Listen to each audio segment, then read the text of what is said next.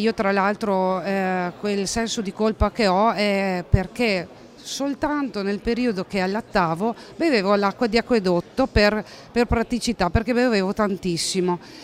E quando ho saputo che comunque era una cosa che io ci tenevo tantissimo a allattare, perché credevo di fare la cosa migliore per mio figlio, quando ho avuto l'esito degli esami mi sono sentita in colpa e questo non è giusto. Sentirsi per sempre in colpa con i figli a causa dei danni causati da altre persone. Questo è solo uno dei racconti raccolti tra le 95 persone del Montagnanese, del Vicentino e del Veronese che si sono costituite parte civile nel processo sull'inquinamento delle acque pubbliche da PFAS. L'udienza è stata aggiornata al 20 gennaio. Imputati sono i vertici dell'azienda Miteni di Trissino.